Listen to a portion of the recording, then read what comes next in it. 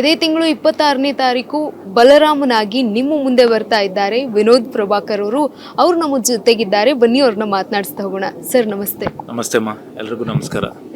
ಹೇಗಿದ್ದೀರಿ ಸರ್? ತುಂಬ ಚೆನ್ನಾಗಿದ್ದೀನಿ, ಖುಷಿಯಾಗಿದ್ದೀನಿ. ಆದರೆ ಅಷ್ಟೇ ಟೆನ್ಷನ್ ಇದೆ, ಯಾಕಂದರೆ ಪ್ರತಿಯೊಬ್ಬ ನಟ ಅಷ್ಟೇ ಭಯ ಇರುತ್ತೆ, ಅಷ್ಟೇ ಒಂದು ಪ್ರೆಷರ್ ಇರುತ್ತೆ ತುಂಬ. ಅದು ಎಲ್ರಿಗೂ ಗೊತ್ತು, ಹಿಟ್ಟಾಗಿ ನಮಗೆಲ್ಲ ಎಲ್ರಿಗೂ. ಸರ್ ಪ್ರಿಪ್ರೇಷನ್ ಹೇಗೆ ಮಾಡ್ಕೊಂಡಿದ್ದೀರಿ? ರಾಜ್ಯದಾದ್ಯಂತ ತೆರೆಗೆ ತರ್ತಾ ಇದ್ದೀರಾ? ಪ್ರಿಪ್ರೇಷನ್ಸ್ ಎಲ್ಲ ನಡೀತಿದೆ, ಪ್ರಮೋಷನ್ಗಳು ನಡೀತಿದೆ. ಸೊ ಎಷ್ಟು ರೀಚ್ ಮಾಡ್ಸೋಕ್ಕೆ ಟ್ರೈ ಮಾಡಬೇಕು ಅಷ್ಟೇ ರೀಚ್ ಮಾಡಬೇಕು. ಯಾಕಂದರೆ ಅದಾದಮೇಲೆ 26ನೇ ತಾರೀಕು ಬೆಳಗ್ಗೆ 10:15 ನಮ್ಮ ಅಭಿಮಾನಿ ದೇವರುಗಳಿಗೆ ಬಿಟ್ಟಿದ್ದು. ಅವರು ಇಷ್ಟಪಟ್ಟರೆ ಮತ್ತೆ ಅವ್ರು ತಗೊಂಡು ಹೋಗ್ತಾರೆ ಸಿನಿಮಾನ. ಸರ್ ಬಲರಾಮ ಯಾರು? ಎಲ್ಲರೂ ಒಳಗಿರೋ ಒಬ್ಬ ವ್ಯಕ್ತಿ, ನಿಮ್ಮೆಲ್ಲರೂ ಒಳಗಿರೋ ಒಬ್ಬ ವ್ಯಕ್ತಿ. ಅಂದರೆ ಪ್ರತಿಯೊಬ್ಬರಲ್ಲೂ ಇರುತ್ತೆ, ನಾನು ಏನೋ ಒಳ್ಳೇದು ಮಾಡಬೇಕು, ಏನೇನೋ ಒಳ್ಳೇದು ಮಾಡಬೇಕು, ನನಗಿಂತ ಬೇರೆಯವ್ರಿಗೆ ಹೆಲ್ಪ್ ಮಾಡಬೇಕು ಅಂತ. ಯಾವುದೋ ಒಂದು ಸಿಚುವೇಶನಲ್ಲಿ ಏನೋ ಒಂದು ಪ್ರಾಬ್ಲಮ್ ಆಗ್ತಿದೆ ಅಂದರೆ ನಾನು ಕೇಳಬೇಕು, ಅನ್ಯಾಯದ ವಿರುದ್ಧ ನಾನು ಧ್ವನಿ ಎತ್ತಬೇಕು ಅಂತೆಲ್ಲ ಇರುತ್ತೆ. ಸೊ ಆ ಥರ ಒಬ್ಬ ಸಾಮಾನ್ಯ ವ್ಯಕ್ತಿ. ಅವನ ಸುತ್ತ ಏನು ಬಲರಾಮನ ಸುತ್ತ ಯಾರು ಎಲ್ಲ ನೀವು ಎಷ್ಟು ಕಲಾವಿದ್ರನ್ನ ಎಷ್ಟು ನೀವು ಪಾತ್ರಗಳು ನೋಡಿದ್ರು ಅವರೆಲ್ಲ ಸೇರಿದ್ರೆ ಬಲರಾಮ. ಮಹಾದೇವದಲ್ಲಿರುವಂತಹ ಮಹಾದೇವನನ್ನ ಗಮನಿಸಿದಾಗ ಮತ್ತೆ ಬಲರಾಮನನ್ನ ಗಮನಿಸಿದಾಗ ವ್ಯತ್ಯಾಸಗಳು ಕಾಣೋದು ಸಹಜವಾಗಿದೆ. ಅಲ್ಲಿ ಒಂದು ಮುಗ್ಧ ಮತ್ತೆ ಅಗ್ರೆಷನ್, ಇಲ್ಲಿ ಏನಿದೆ? ಇಲ್ಲೂ ಮುಗ್ಧತೆ ಇದೆ, ಇಲ್ಲೂ ಅಗ್ರೆಷನ್ ಇದೆ, ಇಲ್ಲೂ ಎಮೋಷನ್ಸ್ ಇದೆ. ಬಲರಾಮ ಬಂದು ಬೇರೆ ಥರ ಗ್ಲಾಮರಾಗಿ ಕಾಣಿಸ್ಬೋದೇ ಹೊರತು ಬಟ್ ಅಷ್ಟೇ ಎಮೋಷ್ನಲ್ ಪರ್ಸನ್ನು. ಖಂಡಿತ ಈಗಲೂ ಹೇಳ್ತಿದ್ದೀನಿ, ಏನು ಮಾದೇವ ಅಲ್ಲಿ ಹೊರಗಡೆ ಬಂದಾಗ ಮನಸ್ಸು ಭಾರ ಮಾಡಿಕೊಂಡು ಹೊರಗಡೆ ಬಂದರು, ಅಷ್ಟೇ ಎಮೋಷ್ನಲ್ಲಿ ಈ ಸಿನಿಮಾನು ಖಂಡಿತ ನಿರಾಶೆ ಮಾಡಲ್ಲ. ಓಕೆ ಸರ್, ನೀವು ಹೇಳ್ತಾ ಇದ್ರಿ ಇದು ಒಂದು ರೆಡಿ ಆಗಿರುವಂತಹ ಕತೆ, ಕಾಲ್ಪನಿಕ ಕತೆ ಅಂತ ಹೇಳ್ತಿದ್ರೆ, ಬಟ್ ಒಂದಷ್ಟು ಹೆಸರುಗಳನ್ನ ಇರೋದಂತೂ ನಿಜ ಅಂತ. ಆ ಹೆಸರುಗಳಿಂದ ಏನಾದರೂ ತೊಂದರೆ ಆಗುವಂಥ ಸಾಧ್ಯತೆ ಇದೆಯಾ? ನೀವು ಆವಾಗಲೇ ಹೇಳ್ತಾ ಇದ್ರಿ ಕಾನೂನು ಪ್ರಕ್ರಿಯೆಯನ್ನು ಇಟ್ಕೊಂಡೇ ಮುಂದೆ ಹೆಜ್ಜೆಯನ್ನು ಇಟ್ಟಿರುವಂಥದ್ದು. ಒಂದು ವೇಳೆ ಆ ರೀತಿ ಆದರೆ ಏನು ಮಾಡ್ತೀರಾ? ಇಲ್ಲಮ್ಮ, ಅಂದರೆ ಸಿನಿಮಾ ತೋರಿಸ್ತೀವಿ ನಾವು, ಅದರಲ್ಲಿ ಅವ್ರಿಗೆ ಏನೋ ಇಷ್ಟ ಇಲ್ದಿರೋ ಪಾತ್ರಗಳು ಅಥವಾ ಏನೋ ರಾಂಗ್ ಆಗಿ ಮಾಡಿದ್ದೀವಿ ಅಂದರೆ ಅವ್ರಿಗೆ ಏನು ಬೇಕು ಅದು ಆ ಥರದ್ದು ನಾವು ಮಾಡ್ತೀವಿ. ಅದಕ್ಕೆ it is not a biopic. ಈಗ ಒಬ್ಬರನ್ನ ನಾವು ಇಟ್ಕೊಂಡು ಅವ್ರದ್ದೇ ಕತೆ ಮಾಡಿದಾಗ ನಿಮಗೆ ಅವ್ರು ಕೇಳುವಂಥದ್ದು ಎಲ್ಲ ಲಯಬಿಲಿಟೀಸು ಅದಾದಮೇಲೆ ಅಕಾರ್ಡಿಂಗ್ ಟು ಲಾ ಆಮೇಲೆ ಅವೆಲ್ಲ ಅಪ್ಲಿಕಬಲ್ ಆಗುತ್ತೆ. ಬಟ್ ಇಲ್ಲಿ ನಾವು this is a fictional story. So ಹಾಗಾಗಿ ನಾವು ಸಿನಿಮ್ಯಾಟಿಕ್ ಮಾಡಿದಾಗ ನಿಮಗೆ ಯಾವುದೇ ರೀತಿಯಾದ ಒಂದು ತೊಂದರೆ ಬರಲ್ಲ ಅಂತ ನನಗೆ ಅನಿಸುತ್ತೆ. ಸರ್ ಬಲರಾಮನಲ್ಲಿ ಇರುವಂತಹ ಒಂದು ಅಂಶ ಈಗ ಜನರಿಗೆ ಕನೆಕ್ಟ್ ಆಗುತ್ತೆ ಅಂತಂದ್ರೆ ಯಾವುದು ಸರ್?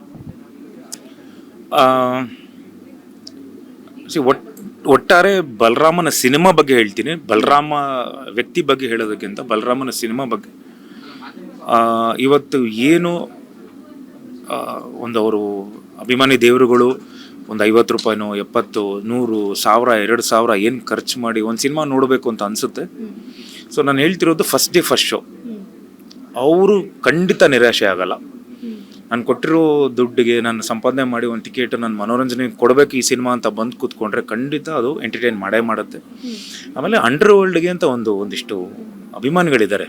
ಆ್ಯಂಡ್ ಕೆ ಎಮ್ ಚೈತನ್ಯ ಸರ್ಗೆ ಆಲ್ರೆಡಿ ಆ ದಿನಗಳು ಒಂದು ಅಭಿಮಾನಿಗಳು ಅವ್ರಿಗೆ ಆಲ್ರೆಡಿ ಪ್ರೂವ್ ಆಗಿದ್ದಾರೆ. ಸೊ ಆ ದಿನಗಳು ಬಲರಾಮನ ದಿನಗಳು, ಆ ದಿನಗಳ ಮತ್ತೊಂದು ಅಧ್ಯಾಯ ಅಂದಾಗ ಅದಕ್ಕೆ ಅಂತ ಒಂದು ಅಭಿಮಾನಿಗಳಿದ್ದಾರೆ. ಸೊ ಈ ಆಲ್ರೆಡಿ ಸಿನಿಮಾ ಬಂದು ನಮಗೆ ಅಷ್ಟೊಂದು ಒಂದು ರೇಂಜ್ಗೆ ರೀಚ್ ಆಗಿದೆ ಇಂಡಸ್ಟ್ರಿಯಲ್ಲಿ. ಖಂಡಿತ ಅವ್ರಿಗೆ ಯಾರಿಗೂ ನಿರಾಶೆ ಮಾಡಲ್ಲ ಸಿನಿಮಾ. ಅದಾದ್ಮೇಲೆ ಅವ್ರು ನೋಡಿ ಆಮೇಲೆ ಅವ್ರ ಮನೆಯವ್ರನ್ನ ಎಲ್ಲರೂ ಅವ್ರ ಫ್ಯಾಮಿಲಿ ಎಲ್ಲರೂ ಕರ್ಕೊಂಬರ್ತಾರೆ. ಆ್ಯಂಡ್ ಇನ್ನೊಂದು ಹೇಳೋಕ್ಕೆ ಇಷ್ಟಪಡ್ತೀನಿ, ನೀವು ಅಂಡರ್ ವರ್ಲ್ಡ್ ಸಿನಿಮಾ ಅಂದಾಗ ಇಲ್ಲಿ ಲಾಂಗ್ ಮಚ್ಚು, ಗನ್ನು ಅಥವಾ ಬ್ಲಡ್ ಶೆಡ್ಡು ಇದೆಲ್ಲ ಇರುತ್ತೆ ಅಂತಲ್ಲ. ಡೈರೆಕ್ಟರ್ ಸರ್ ಹೇಳಿದಾಗೆ ನಾನು ಹೇಳ್ತೀನಿ, ಆ ದಿನಗಳು ಆನ್ ಸ್ಟೆರಾಯ್ಡ್ಸ್ ಈ ಸಿನಿಮಾ ಅಷ್ಟೇ. ಅಂದರೆ ನೆಕ್ಸ್ಟ್ ಲೆವೆಲ್ ಆ ದಿನಗಳು ಅಷ್ಟೇ ನಿಮಗೆ ಕನೆಕ್ಟ್ ಆಗುತ್ತೆ ಸಿನಿಮಾ. ಎಲ್ಲೂ ವಲ್ಗರ್ ಡೈಲಾಗ್ಸ್ ಇಲ್ಲ, ಎಲ್ಲೂ ನಿಮಗೆ ರಕ್ತಪಾತ ಇದೆ. ಆಮೇಲೆ ಬಲರಾಮ ಅಂದ ತಕ್ಷಣ ಬಲರಾಮ ಹೋಗಿ ಲಾಂಗ್ ಇಟ್ಕೊಂಡು ಹೋಗಿ ಫೈಟ್ ಮಾಡೋದು ಎಲ್ಲೂ ಇಲ್ಲ. ಸಿಚುವೇಶನ್ ಫೈಟ್ಸ್ ಎಮೋಷ್ನಲಿ ಕನೆಕ್ಟ್ ಆಗುತ್ತೆ. ಆ ಬಲರಾಮನ ಸುತ್ತ ಅವನ ಜಗತ್ತು ಹೇಗಿರುತ್ತೆ ಅನ್ನೋದು ತೋರಿಸ್ತೀವಿ.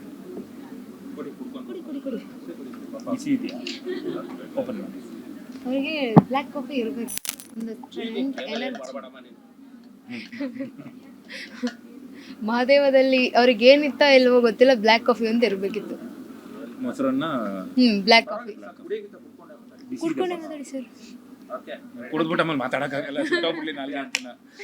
ಓಕೆ ಸರ್, ಮಹಾದೇವದಲ್ಲಿ ಡಿಸೈನರ್ ಎಲ್ಲ ಮಾಡಿದ್ದು ಕೂಡ ನಿಶಾ ಮೇಡಮು. ಈ ಒಂದು ಸಿನಿಮಾದಲ್ಲಿ ಏನಾದರೂ ಹೇಳಿದ್ರ ಡಿಸೈನ್ ಏನಿತ್ತು? ಖಂಡಿತಮ್ಮ, ನಿಶಾ ಅವ್ರದ್ದು ಒಂದು ದೊಡ್ಡ ಪಾತ್ರನೇ ಇದೆ ಈ ಸಿನಿಮಾಲ್ಲಿ.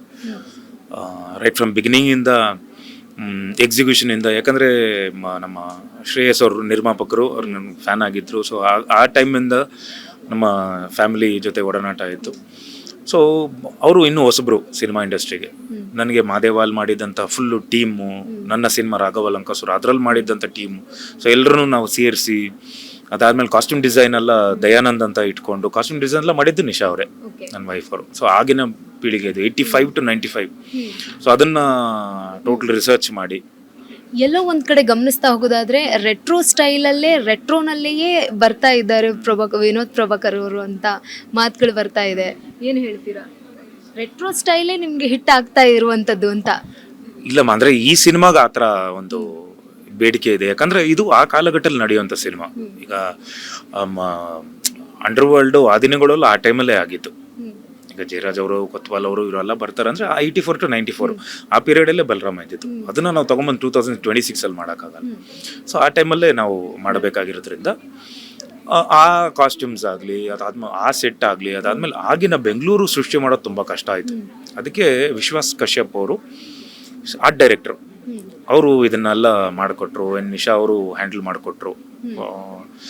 ಆ್ಯಂಡ್ ಅದಕ್ಕೆ ಏನೇ ಮಾಡಿದ್ರೂ ಬಂಡವಾಳ ಕೊಡೋದಕ್ಕೆ ಪ್ರೊಡ್ಯೂಸರ್ ಬೇಕು, ನಿರ್ಮಾಪಕರು ಬೇಕು. ಅದು ದೊಡ್ಡ ವೆಚ್ಚದಲ್ಲಿ ಅವ್ರು ಮಾಡಿ, ಆ್ಯಂಡ್ KM ಚೈತನ್ಯ ಅವರಾಗಲಿ ಬ್ಯೂಟಿಫುಲ್ ಆಗಿ ಡೈರೆಕ್ಷನ್ ಮಾಡಿ ಬೇರೆ ಒಂದು ಡೈಮೆನ್ಷನಲ್ಲಿ ಅಂಡರ್ ವರ್ಲ್ಡ್ನ ಈ ಥರ ತೋರಿಸ್ಬೋದು.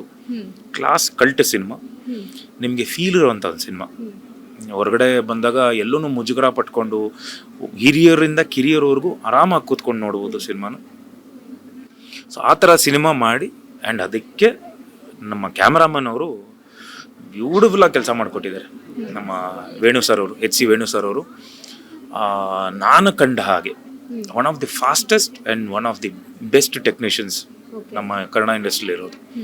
ಭಾಳ ಚೆನ್ನಾಗಿ ಮಾಡಿಕೊಟ್ಟಿದ್ದಾರೆ. ಆ್ಯಂಡ್ ಬ್ಯೂಟಿಫುಲ್ಲಾಗಿ ಎಡಿಟ್ ಮಾಡಿಕೊಟ್ಟಿರೋದು ನಮ್ಮ ಹರಿದಾಸ್ KGF ಅವರು, ಅವರ ಚೈತನ್ಯ ಸರ್. ಬಿಕಾಸ್ ನೀವು ನೋಡಿ, ವೇಣು ಸರ್ ಆ ದಿನಗಳವರು ಅವರೇ ಕ್ಯಾಮ್ರಾಮನ್, ಹರಿದಾಸ್ ಅವರು ಅವರೇ ಕ್ಯಾಮ್ರಾಮನ್, ಚೈತನ್ಯ ಸರ್. ಸೊ ಈ ಟೀಮ್ ಮತ್ತೆ ತಿರ್ಗಾ ಟೀಮ್ ಅಪ್ ಆಗಿದ್ದಾರೆ ಈ ಸಿನಿಮಾ. ಓಕೆ, ಬೆಂಗಳೂರಿನ ಭೂಗತ ಲೋಕದ ಸ್ಟೋರಿನ ಹೇಳೋದಕ್ಕೆ ಹೊರಟಿದ್ದೀರಾ. ಉತ್ತರ ಕರ್ನಾಟಕದ ಜನತೆ ಇದನ್ನ ಒಪ್ಕೊಳ್ತಾರ ಅನ್ನುವಂಥದ್ದು ಇದೆಯಾ ನಿಮ್ಮಲ್ಲಿ ಮನಸ್ಸು? ಖಂಡಿತ ಒಪ್ಕೊಂತಾರಮ್ಮ. ಅಂದರೆ ಸಿನಿಮಾ ಥರ ನೋಡಿದಾಗ ನಿಮಗೆ ಅದು ಮನೋರಂಜನೆ ನೀಡಬೇಕು. ಈಗ ಕಾಂತಾರ ನಮ್ಮ ಮಣ್ಣಿನ ಕತೆ ವರ್ಲ್ಡ್ ವೈಡ್ ಹೋಗ್ಲಿಲ್ವಾ? ಯಾಕೆ ಹೋಯ್ತು ಅಂದರೆ ಆ ಕನೆಕ್ಟ್ ಆಗಬೇಕು ನಮಗೆ. ಈಗ KGF ಒಂದು ನಮ್ಮ ಕೋಲಾರದು KGF ಗೋಲ್ಡ್ ಮೈನ್, ಅದು ನಮ್ಮ ನೆಲದ ಕತೆ. ವರ್ಲ್ಡ್ ವೈಡ್ ಎಲ್ಲ ನೋಡೋರು. ಸೊ ನಮ್ಮ ಬೆಂಗಳೂರಲ್ಲಿ ನಡೆಯೋ ಕತೆನ ಯಾಕೆ ನೋಡಲ್ಲ ನಮ್ಮ ಉತ್ತರ ಕರ್ನಾಟಕ? ಅದು ನಮ್ಮ ಬೆಂಗಳೂರು, ನಮ್ಮ ಕರ್ನಾಟಕದಲ್ಲಿರುವಂಥ ಊರಲ್ವಾ, ಖಂಡಿತ ನೋಡ್ತಾರೆ. ಓಕೆ ಸರ್, ಫೈನಲ್ ಆಗಿ ನೀವೇ ಹೇಳ್ತಾ ಇದ್ರಿ ಮಲ್ಟಿಪ್ಲೆಕ್ಸ್ನಲ್ಲಿ ಒಂದಷ್ಟು ಕನ್ನಡ ಭಾಷೆಗಳಿಗೆ ಹೆಚ್ಚಿನ ಪ್ರಾಮುಖ್ಯತೆಯನ್ನು ಸಿಗೋದಿಲ್ಲ ಅಂತ. ಆ ಒಂದು ಕಾರಣ ಇಲ್ಲೇನಾದರೂ ಆದರೆ ನೀವು ಯಾವ ರೀತಿಯಾದಂಥ ಕ್ರಮವನ್ನು ತೆಗೆದುಕೊಳ್ತೀರಾ ಪರಭಾಷೆ ಚಿತ್ರಗಳಿಗೆ? ಇಲ್ಲಿ ಮಲ್ಟಿಪ್ಲೆಕ್ಸ್ಗಳಿಗೆ ಏನು ಹೇಳ್ತೀರಾ? ಇಲ್ಲ ಮ್ಯಾಮ್, ಆಫ್ಟರ್ ಮಹಾದೇವ ಆದಮೇಲೆ ನಾನು ಮತ್ತೊಮ್ಮೆ ನೀವೆಲ್ಲ ಬಂದಿದ್ರೆ ಗೊತ್ತಾ, ಆ ಟೈಮಲ್ಲಿ ಆದಮೇಲೆ ನಾನು ಆಫ್ಟರ್ 2 months ಸಿನಿಮಾ ಎಲ್ಲ ಆದಮೇಲೆ ಒಂದ್ಸಲ ಅಧ್ಯಕ್ಷನೆಲ್ಲ ಮೀಟ್ ಮಾಡಿ ಹಿಂಗೆ ಆದರೆ ಹೆಂಗೆ, ನಮಗೆಲ್ಲ ಇನ್ನು ಮುಂದೆ ತುಂಬ ಸಿನಿಮಾಗಳಿದೆ ಅಂತ ಕೇಳಿದಾಗ, ಇಲ್ಲ ಮುಂದೆ ಈ ಥರ ಆಗಲ್ಲ ಅಂತೇಳಿ ಅವರು ಒಂದು ಭರವಸೆ ಕೊಟ್ಟರು. ಇನ್ನು ಮುಂದೆ ಒಂದಿಷ್ಟೇನೋ ಕಡಿವಾಣ ಹಾಕ್ಕೊಂಡು ಕನ್ನಡ ಸಿನಿಮಾಗೆ ಪ್ರಾಮುಖ್ಯತೆ ಕೊಡಲೇಬೇಕು ಅಂತ ಅವರೆಲ್ಲ ಮಾತಾಡಿಕೊಂಡು, ಈಗ ಏನಾಗಿದೆ ಅಂದರೆ KVN ಅವರು ಇರೋದ್ರಿಂದ, ಬಿಕಾಸ್ ಲಾಸ್ಟ್ ಟೈಮು ಡಿಸ್ಟ್ರಿಬ್ಯೂಟರ್ಗಳು ನಮಗೆ ಆ ಲಾಸ್ಟ್ ಟೈಮಲ್ಲಿ ಒಂದಿಷ್ಟು ಗೊಂದಲಗಳು ಆದಾಗ ಏನಾಗುತ್ತೆ, ಆ ಒಂದು ಪ್ರಾಬ್ಲಮ್ಗಳಲ್ಲಿ ಡಿಸ್ಟ್ರಿಬ್ಯೂಟರ್ ನಮಗೆ ಆ 1 ವಾರ ಟೈಮಲ್ಲಿ ಅವ್ರಿಗೆ ಸೆಟಪ್ ಮಾಡೋಕ್ಕಾಗಲಿಲ್ಲ. ಬಂದು ರಿಲೀಸ್ ಆಗ್ಬಿಡ್ಲಿ ಆಮೇಲೆ ನೋಡ್ಕೊಳ್ಳೋಣ ಅಂತ, ಯಾವುದು ಯಾರ ಹತ್ರ ಅಗ್ರಿಮೆಂಟ್ಗಳು ಮಾಡ್ಕೊಂಡಿರಲಿಲ್ಲ. ಸೊ ಈ ಥರ ನಮ್ಗೆ ಈ ಶೋ ಬೇಕು ಅಂತ ಕೂತ್ಕೊಂಡು ಮಾರ್ಕ್ ಮಾಡೋ ಅಷ್ಟು ಟೈಮ್ ಇರಲಿಲ್ಲ ನಮಗೆ. ಸರ್, ಕೊನೆಯದಾಗಿ ಈ ಸಿನಿಮಾದ ಕತೆ ಬಂದಾಗ ನಿಮ್ಗೆ ಏನು ಅನ್ನಿಸ್ತು? ಈ ಪಾತ್ರ ಚಾಲೆಂಜಿಂಗ್ ಆಗಿತ್ತಾ ಅಥವಾ ಹೇಗೆ? ಖಂಡಿತಮ್ಮ, ಯಾಕಂದರೆ ಶ್ರೇಯಸ್ ಅವರು ಈ ಕತೆ ಮಾಡಬೇಕು ಅಂತ ಬಂದಾಗ ಆ್ಯಂಡ್ ಆ ದಿನಗಳು ಡೈರೆಕ್ಟರು KM ಚೈತನ್ಯ ಅವರೇ ಮಾಡ್ತಿದ್ದಾರೆ ಅಂದಾಗ ನಾನು ಐ ವಾಸ್ ಲೈಕ್ ಓವರ್ವೆಲ್ಮ್. ತುಂಬ ಖುಷಿ ಆಯಿತು, ಯಾಕಂದರೆ ಲೆಜೆಂಡರಿ ಡೈರೆಕ್ಟರು. ನಾನು ಅವ್ರ ಜೊತೆ ಕೆಲಸ ಮಾಡಿ ಅದಾದಮೇಲೆ ಮೊನ್ನೆಯಿಂದ ಇಂಟರ್ವ್ಯೂಸ್ ಕೂತ್ಕೊಂಡಾಗ್ಲೇ ಅವ್ರ ತಾತ ಅವ್ರ ಬಗ್ಗೆ, ಅವ್ರ ತಂದೆಯವ್ರ ಬಗ್ಗೆ ಹೆಚ್ಚು ಅವ್ರ ಬಗ್ಗೆ ನನಗೆ ತಿಳ್ಕೊಳಕ್ಕೆ ಸಾಧ್ಯ ಆಯಿತು. ಆ್ಯಂಡ್ ಅವರು ಈ ಸಿನಿಮಾ ಡೈರೆಕ್ಷನ್ ಮಾಡ್ತಿದ್ದಾರೆ ಅಂದಾಗ ನಾನು ತುಂಬಾ ಖುಷಿ ಆಯಿತು. ವಾವ್, ಈ ಸಿನಿಮಾ ಮಾಡ್ಬೋದು, ತುಂಬ ಚೆನ್ನಾಗಿರುತ್ತೆ, ಆಮೇಲೆ ನನ್ನ ಕರಿಯರಲ್ಲಿ ಇನ್ನೊಂದು ನೆಕ್ಸ್ಟ್ ಲೆವೆಲ್ಗೆ ಹೋಗುತ್ತೆ ಸಿನಿಮಾ ಅಂತ. ಸೊ ನಾವು ರಿಸರ್ಚ್ ಮಾಡಿದ್ವಿ, ಆಮೇಲೆ ನಂದು ಒಂದಿಷ್ಟು ಇನ್ಪುಟ್ಸ್ ಇತ್ತು. ಹಾಗೆ ಡೈರೆಕ್ಟರ್ಸ್ ಅವರು ನನಗೆ ಅಷ್ಟೊಂದು ಫ್ರೀಡಮ್ ಕೊಟ್ಟಿದ್ರು. ಆಮೇಲೆ ಫೈಟ್ಸ್ ಆಗಲಿ ಅಥವಾ ಬೇರೆ ಕೆಲವು ಎಕ್ಸಿಕ್ಯೂಷನಲ್ಲಾಗಲಿ, ನೀವು ಫೈಟ್ ಮಾಸ್ಟರು, ನೀವು ಬೇರೆ ಕೂತ್ಕೊಂಡು ನೀವು ಡಿಸ್ಕಸ್ ಮಾಡಿ ನನಗೆ ಬನ್ನಿ. ಸೊ ಅಲ್ಟಿಮೇಟ್ಲಿ ಸಿನಿಮಾ ಬರಬೇಕು, ಚೆನ್ನಾಗಿ ಬರಬೇಕು ಅಂತ ನಾನು ಕೊಟ್ಟಿದ್ದ ಇನ್ಪುಟ್ಸ್ ಎಲ್ಲ ಪ್ಲಸ್ ಆಗಿತ್ತು ಅಂದ್ರೆ ಅವ್ರು ತಗೊಂಡಿದ್ರು. ಅದಾದ್ಮೇಲೆ ನಾವು ಅವರು ಕೂತ್ಕೊಂಡು ಆ್ಯಂಡ್ ಒಂದು ಟೀಮ್ ವರ್ಕ್ ಆಗಿ ಮಾಡಿದಾಗ ಇವತ್ತು Balarama is A team work. ಇದು ನನ್ನಿಂದನೇ ಆಗಿದೆ, ಪ್ರೊಡ್ಯೂಸರಿಂದನೇ ಆಗಿದೆ, ಡೈರೆಕ್ಟರಿಂದನೇ ಆಗಿದೆ, ಅಥವಾ ಈ ಎಲ್ಲ ಕಲಾವಿದರಿಂದನೇ ಆಗಿದೆ ಅಂತಲ್ಲ, ಟೀಮ್ ವರ್ಕಿಂದ ಆಗಿರೋದು ಈ ಸಿನಿಮಾ.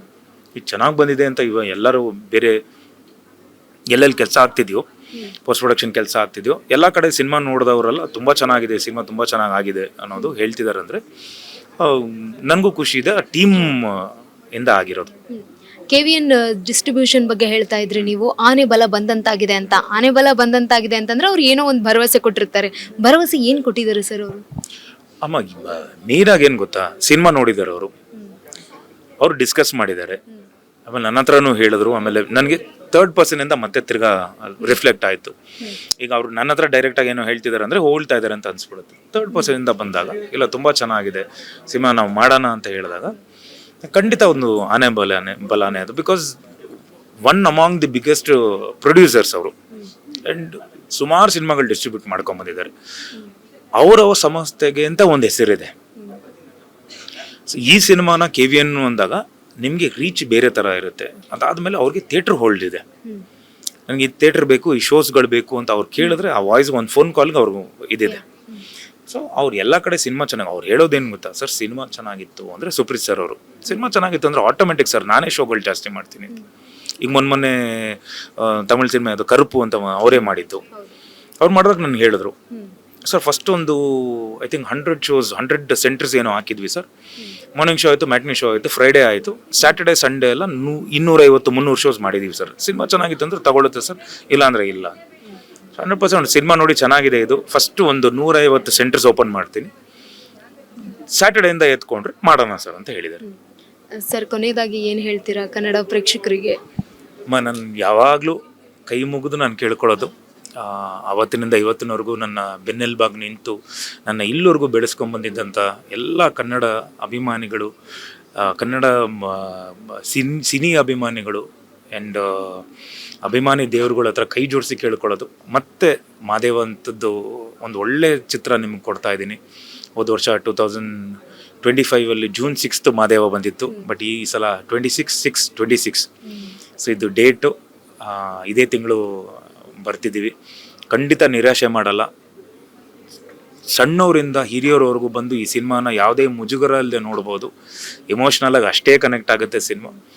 ಸೊ ದಯವಿಟ್ಟು ಬನ್ನಿ, ನೋಡಿ, ಹರಸಿ ಹಾರೈಸಿ, ಯಾವಾಗಲೂ ನಮ್ಮ ಜೊತೆಯಲ್ಲಿರಿ, ನಾವು ನಿಮ್ಮ ಜೊತೆ ಇರ್ತೀವಿ ಯಾವತ್ತೂ. ನಿಮ್ಮ ಈ ಪ್ರೋತ್ಸಾಹ ಬೆಂಬಲಕ್ಕೆ ನಾನು ಚಿರಋಣಿಯಾಗಿರ್ತೀನಿ. ಜೈ ಹಿಂದ್, ಜೈ ಕರ್ನಾಟಕ. ಧನ್ಯವಾದಗಳು. ಧನ್ಯವಾದಗಳು ಸರ್. ಇದಿಷ್ಟು ವಿನೋದ್ ಪ್ರಭಾಕರ್ ಅವರ ಮಾತಾಗಿತ್ತು. ಕ್ಯಾಮ್ರಾ ಪರ್ಸನ್ ಗುರು ಜೊತೆ ಗಂಗಾ ಜಾಧವ್, ಬೆಂಗಳೂರು.